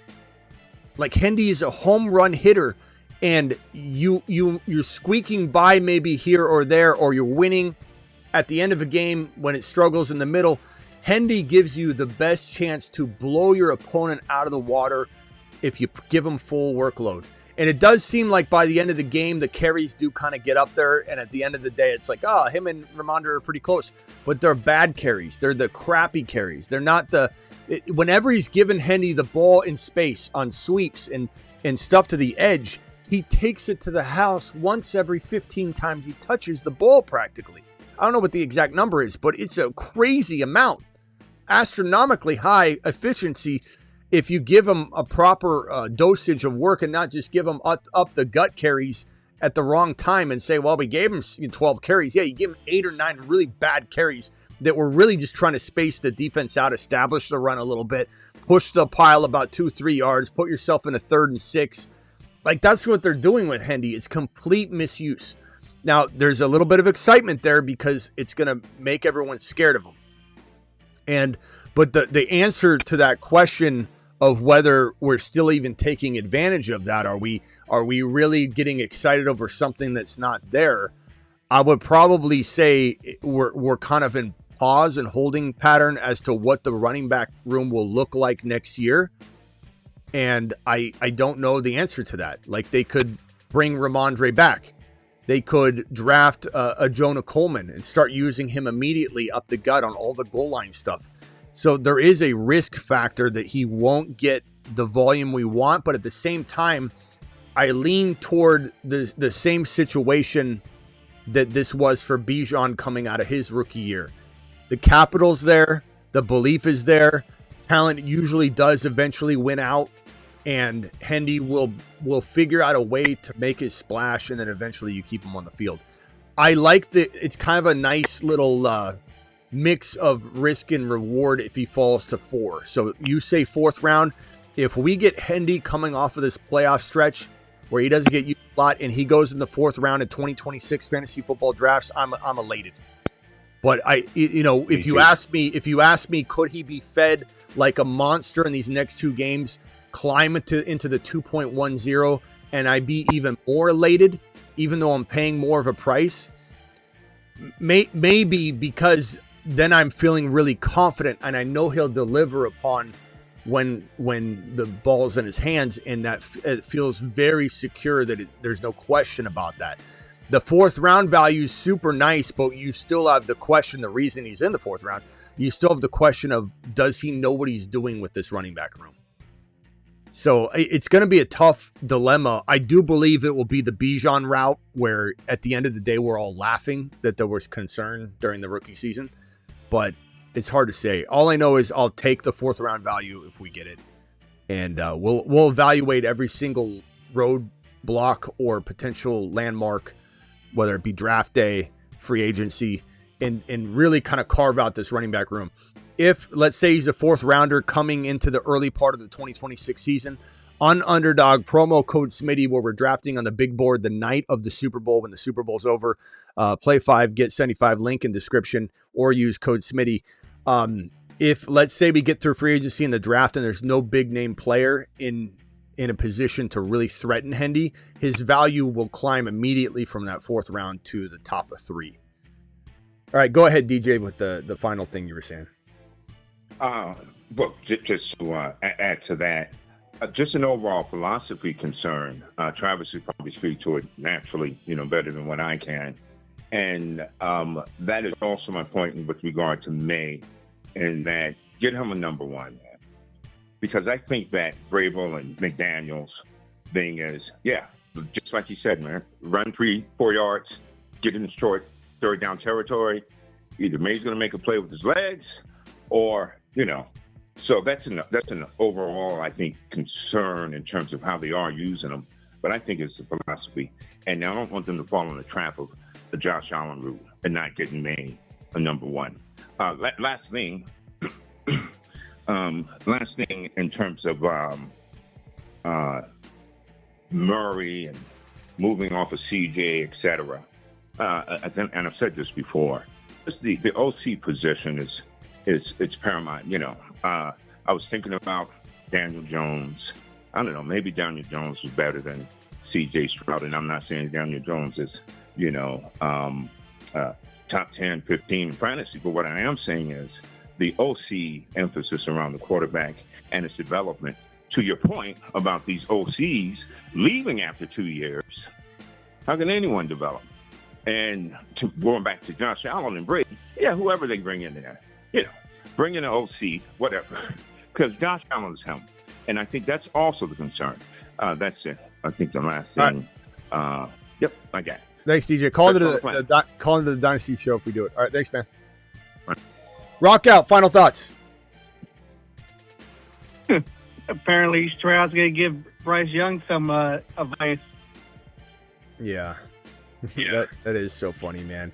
Thinking back to Stroud walking up to Caleb and like, don't worry, bro. It'll be okay. Just follow my plan. Not everybody can be me. I'm CJ Stroud. I'm top of the world. Listen to me. Listen to me, son. Unbelievable. How the roles have turned. Yeah.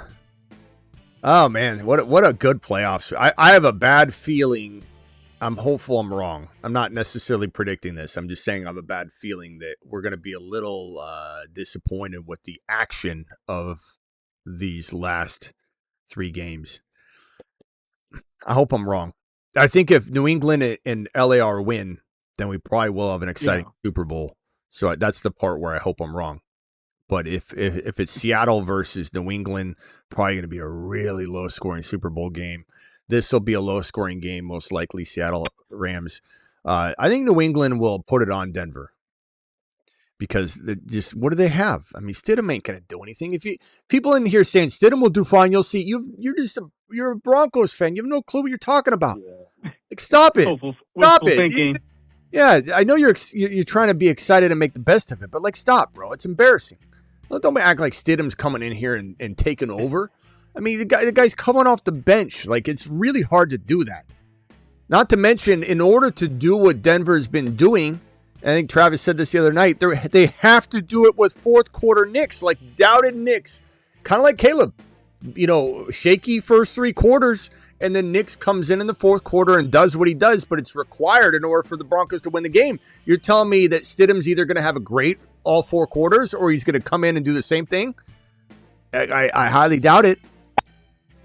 Against the Patriots, who their defense stepped up pretty good today, as Travis, you said the night before that their defense should get way more credit than they're getting currently walking into this game.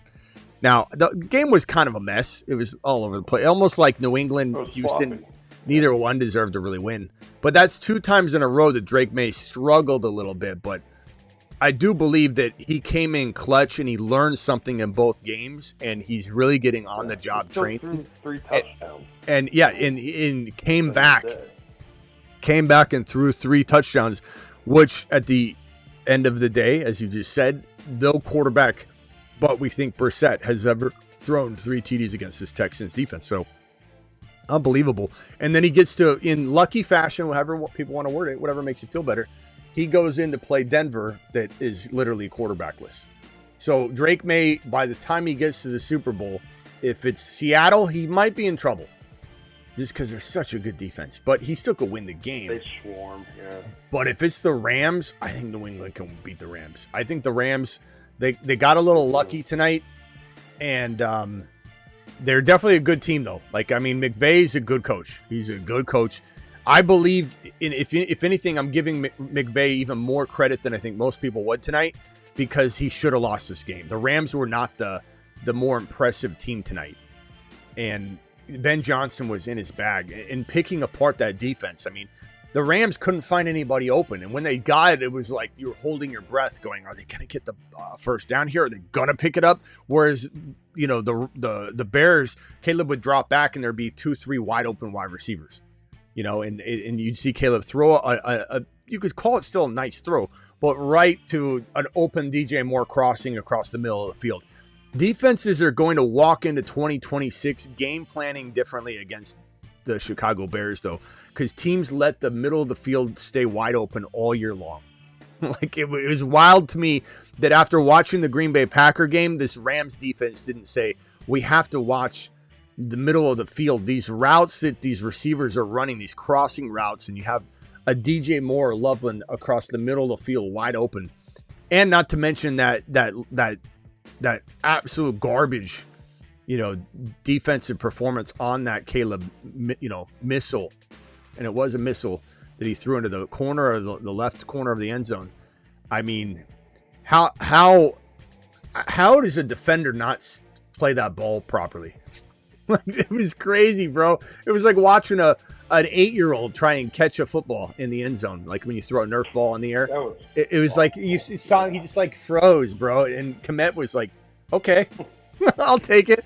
And I don't know. That was horrible defense. The Rams are a little vulnerable, for sure. They had a good defense at the beginning of the year, but I don't know. Since then, it's kind of gone downhill. They can play well at moments and in spots. Like they can stop the run at times very well. Third down and 1, they did some good. They had some good stops in this game where Ben would go for it. And intriguing matchups for sure. All right, Travis, rock out. We'll see you boys in a little bit. I think I'll go live on the Dynasty channel. Travis, did you have anything else? Just so, what are you picking? At Patriots and I know you could change your answer as the week goes on, but NFC, who are you picking for Super Bowl? I'm gonna go NFC. I'm gonna go Seattle. I'm not saying I'm rooting for one over the other, to be honest, but I just think I've been Seattle gets it done. I've been ashamed of myself too long on this Seattle call because I've not placed them, advancing this bracket, and I think I need to stop making that mistake instead of repeating it. And then I don't see how there's a shot in hell the Denver Broncos win this game. I don't see how they can. The only way would be they'd have to get the type of pressure and play the type of game Houston did today on defense, and then the Patriots defense would have to not play the type of game they did today and like Stidham have the game of his life. Because otherwise, to me, it's a huge disappointment if New England doesn't win. New England, you know what people are going to say about New England? And I understand why they say it. Like, I could, if you wanted me to argue the other side, just say, okay, they faced the Chargers. They were a Mickey Mouse team. They faced the Houston Texans, who very good defense, and that alone is a big accomplishment. But they got Stroud. Now they're going up against a no quarterback Denver Broncos.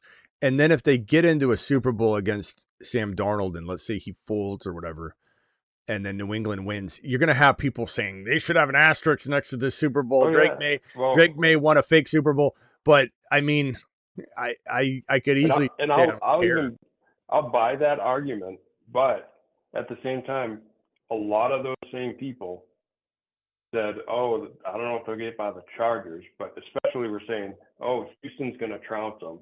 Like again, ESPN is trash anyways, but everyone on the ESPN panel picked Texans to win today.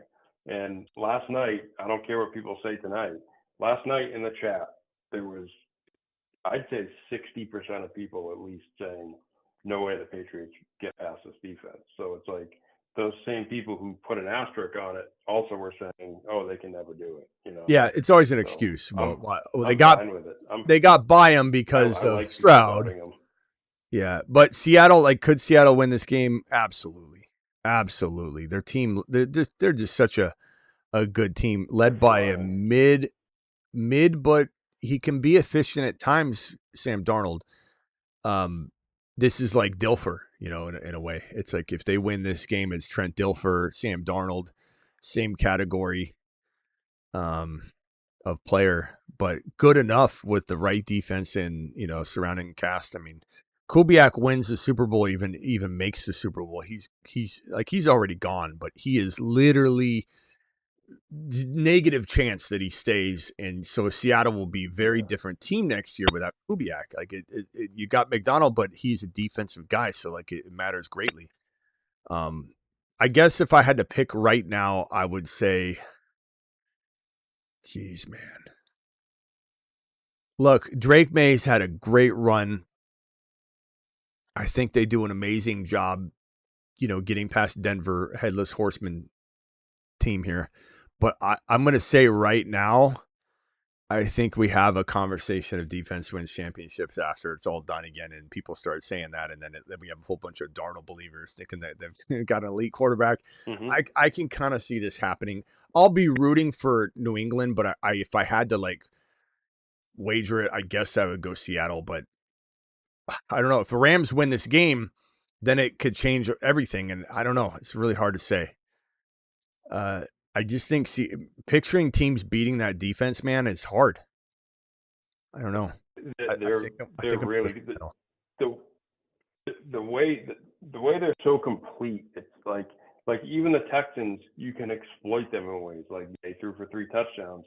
Genty had 188 total yards against them. So they have these blips, where they let up a little or someone finds a weakness in it. Seattle is so complete, and the way they just on any part of the field, backfield, secondary, whatever, the second the ball's there, it's like there's 3 or 4 guys swarming on the ball. So it's really hard up against Seattle. Buddy, I'm going to give your comment a fair read here. Let's see. Stidham has just as good a chance of beating the Patriots as Nick Foles did beating the Patriots. No. Nick Foles had been playing. Yeah, I don't know what he's talking about. Sorry, Nick Foles carried that team to the championship when went down. Buddy, you're reaching, buddy. You're reaching good, buddy. You're reaching, buddy. Come on, buddy. Don't do that, good buddy. What are we doing for Dynasty? You doing like last night? Yeah, let's do that. That's a good idea. From these 2 games.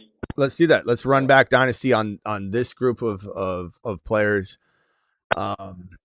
Yeah, from today's games, Dynasty, breaking it all down. All right, I'll see you there in about 10, 15 minutes or so.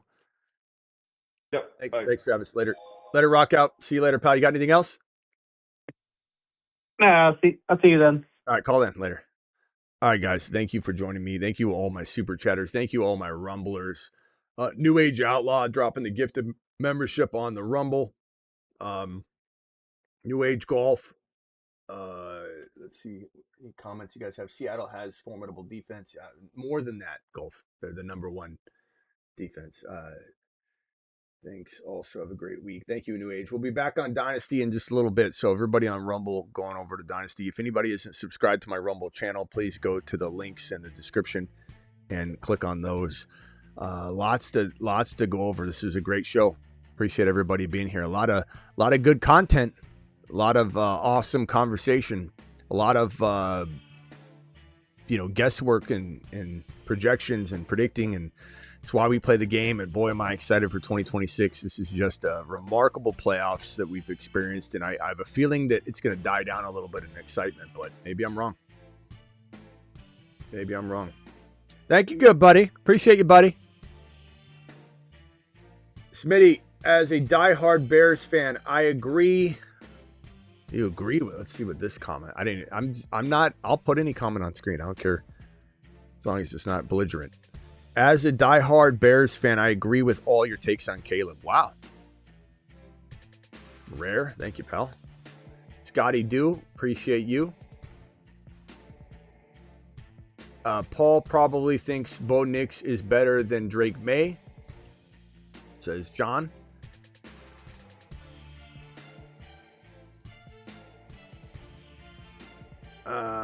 Last minute, Scotty here. Yeah, Scotty, you're here late. Pat's gonna put the backups in. That's how much of a beatdown it will be. Wow, that's a brutal way to take it, bro. You have to go there, bro. We're gonna have our backups in the playoff game in the 4th quarter. Bro's trying to grill him.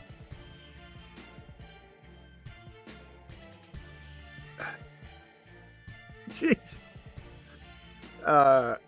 Ranked the 24 class. Maybe another show. I don't have time for that right now. Not to mention, it's still going on. Let's let Drake May play. I don't know if you're expecting me to put Caleb 1. You're not going to get it. All right, I'll see you all on the Dynasty channel in about 10, 15 minutes. That Dynasty link, let me put the link up here. And you guys can jump in to that. Here it is. Here's the link. Sub to the Dynasty channel. Dynasty channel. Boom, there it is. I'll pin the link on the way out the door. Make sure you're subscribed to the Dynasty channel. We're going to do amazing things this year. It's already growing massively. It's May JD5, and then it just becomes a big conversation after that, as to whether you think Caleb's 3, anybody that thinks that Caleb is 1, congratulations on the season you had, Bears fan. It was a great year. You're very, very excited, and we'll see you here in a couple days when you cool off. See you all on the Dynasty channel. Congrats, Ram. He's Kyron, he's 7 feet tall, and he knows how to handle a ball. He's Kyron, he can take frowns and turn them upside down with his touchdowns. Through sheer science and intense aerodynamic study, the mullet of Puka Nacua has been reconstructed inside the Fantasy Football Show studios. This systematic balance of hair volume, mixed with both Quantum Atom fiber technology and L'Oreal shampoo and conditioner, creates a floating mechanism to which the world has never seen. Patent pending. To see this prototype in action, see Puka on Sundays as he floats around the field.